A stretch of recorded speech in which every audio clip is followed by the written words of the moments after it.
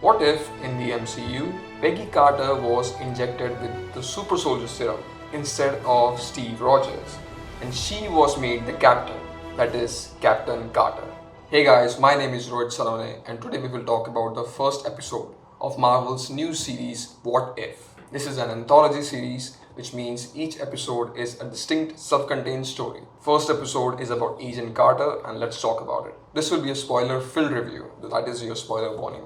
At first, I would like to state one primary positive about this episode. The action scenes are really well done here. The super soldier's serum effects that a strong person exhibits against its opponents is really well done. The physics and the mechanics involved in a fight between a super soldier and normal objects and people is very realistic in the format that it is presented, that is the animated format. The animation in such fight sequences is very smooth and it is very pleasant to watch. The sequences where the Hydra Stomper and Captain Carter team up to fight the aeroplanes in the air, those sequences are really fun to watch. All in all, the technical side of the animation is well done. With that one positive out of the way, let's go somewhat deeper into the story. So the story goes like this. In this universe, the story goes exactly as it was in Captain America 1 until the point where Steve is supposed to get the super soldier serum. The undercover agent who was present in that room, similar to the original movie, is still present, but due to a small decision made by Peggy, the undercover agent blows a bomb and destroys some equipment there, kills some generals there, but also shoots Steve Rogers. Although Rogers is not dead, he can't get into the tank. So Agent Carter decides to go into the tank and then she becomes the super soldier. I have a few questions related to this scene. Now it is shown, according to the story, that a quick decision was needed to be made so that resources and money was not wasted because the experiment could not be done again. So somebody had to go into the tank and become a super soldier. Now since when the United States government had a shortage of money for war efforts? After the blast, the main equipment was still available. It was not destroyed. With a few tweaks here and there, they could have rebuilt the entire system. They were getting super soldiers for it. Any kind of money was useful for such kind of an experiment because that would have turned the tide for the military. By the way, what is more precious? A boatload of money or the only source of super soldier serum that is available on the planet? They could have waited a little bit to replicate the experiment once again because the super soldier serum is rare and once gone, that is not replicable. So the start of the episode was very clunky and it was forced to be so. It was not natural. We could see that this needed to happen, so that is why it was happening. It was not organic, but it was just a start, so I gave it a pass. But then we see the archetype of the incompetent leader in the colonel who is in the military, who is superior to her. He then starts demeaning her that you cannot be super soldier because you are a woman.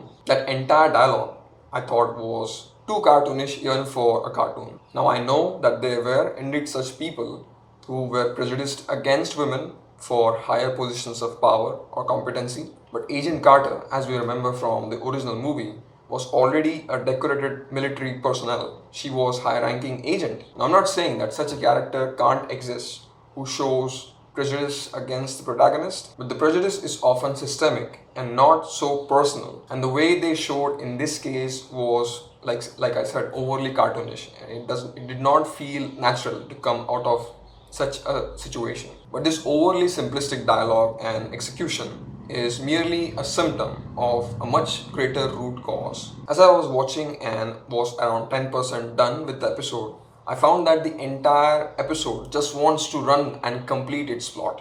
The pacing was too quick and the episode does not give its character or even its plot a room to breathe. The story is just trying to hop from one plot point to another. It just tries to complete those checkboxes and be done with it. This results in underdevelopment of the essence of the story. The pace is so quick that the antagonist, that is Red Skull, barely gets any lines that are meaningful. Most of the lines Red Skull is given is similar to what he had spoken in the original Captain America movie. Which brings me to one of the core issues of the episode, that is, it tries to compress the original Captain America movie into 30 minutes. It tries to match the plot points of the original Captain America movie beat by bit. But we know that movies are not just plot points. What makes a movie truly intriguing and endearing is the spaces between the plot points. That is what gives the movie its personality. The character changes, the breathing space, the contemplation both protagonists and antagonists often do in their own spaces. Where the original movie, that is Captain America 1,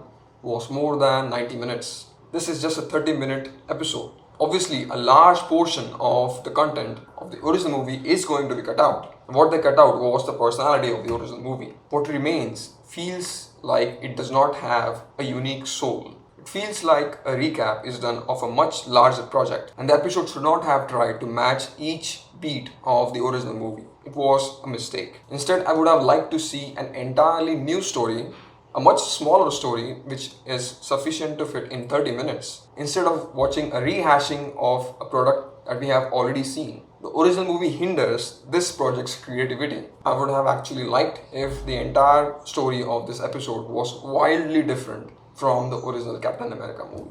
Another point I noticed is that this is again a story of Captain America. This is not the story of Captain Carter. They molded the character of Carter to fit the mold of Steve Rogers. It is quite evident if we compare the original movie and this movie. There is a case of female empowerment in this episode, but if they truly wanted to explore such themes, they should have given her her own story instead of fitting her story to mold into Captain Rogers. The title says Captain Carter, but what I saw was female Captain Rogers. Speaking of Captain Carter, the character is not the same as it was shown in the original Captain America movie. And it's not like this is a different universe. The universe branched during the experiment. Until then, she was the same person as Agent Carter was in the original movie. In this episode, she behaves like a cheerful, wide-eyed, astonished person. That is not the character of Peggy Carter as it was in the MCU. She was more or less a serious person who was concerned about the world, and it clearly looked like she had the weight of the world on her shoulders. In this episode, she's like somewhat of a teenager. This is a troubling pattern I have noticed in Phase 4 of the MCU. All the lead female protagonists and antagonists behave somewhat like teenage girls. Wanda, Monica Rambeau, and that Thor 2 nerdy girl from WandaVision, Sylvie from Loki, that Flag Smasher girl from Falcon and the Winter Soldier. They don't behave like responsible adults or even flawed adults. Now, I agree that the case of Agent Carter is not that far gone in the teenage area. She behaves more of an adult here as compared to other MCU characters I just stated. But the MCU is always bending the spectrum of their personalities towards somewhat of a teenager vibe. The handling of the character of Steve was a relief because I had low hopes of how they would handle Steve. I thought he would be cast aside and he would just be a cheerleader for Captain Carter. Thankfully, that was not the case. Steve Rogers maintained his core characteristics. He was optimistic, courageous, not jealous, supportive, and his ultimate drive was to help in the effort of war against the Nazis in any way he can. Him becoming the Hydra Stomper, that is Iron Man powered by the Tesseract, was an excellent choice. Steve Rogers, despite not being the Captain America, got to contribute towards the war efforts against the Nazis. There was a small scene where Peggy and Steve sit down to enjoy a drink and talk about the repercussions of her being the super soldier. Carter tells how things are different, that she does not need to go above and beyond earn the respects of her colleagues, and it is stated how the inside actually matches the outside. And then the perspective shifts towards Rogers, and we notice and we understand that Rogers was actually robbed of this opportunity, and it is he who is still perceived as not as equals or being respected because of his physical problems. What is inside him is not reflected what is outside of him. To realize and understand what kind of a reality they were living in, Carter actually says that she was sorry that this reality was robbed from him. And that was a nice moment. And I wanted more of these kinds of moments sprinkled in between the entire narrative. Now, you could have made the entire episode longer to fit these kinds of moments in the story to give the story kind of a personality, or you could have shown a smaller story with these moments sprinkled in. Any way could have worked, but they did not choose to do that. And because of that, the story suffers a lot. The story, because of its short duration, also minimizes the involvement of the military. In the original Captain America movie, it was made clear that Steve Rogers was part of the military family. Initially, Rogers, even after becoming the super soldier, was kind of a clown. He struggled and fought and then gained the respect of his fellow peers, and he was one with the military. It was amply shown that he alone could not turn the tide of the entire war, and him, along with his family of military soldiers, together were able to conquer what they wanted to defeat. In this episode, again, because of the shorter duration, the military is mostly absent,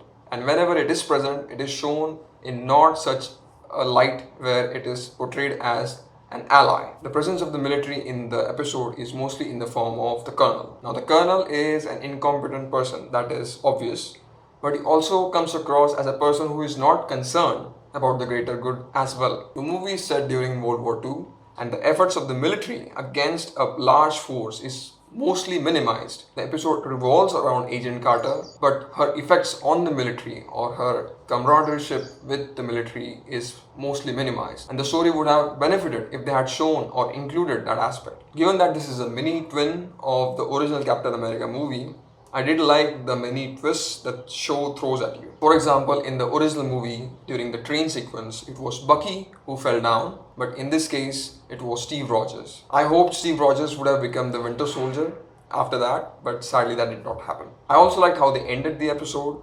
Captain Carter, being back after 70 years in the same place where Loki was brought back through the Tesseract in Avengers 1 movie. That was a nice switcheroo. In the end, the first episode of What If is a technically well executed but a narratively flawed beginning to the new MCU series. Let's hope things improve from here on. Guys, thank you so much for watching. If you like this video, give it a thumbs up. I'll see you in the next one. Bye.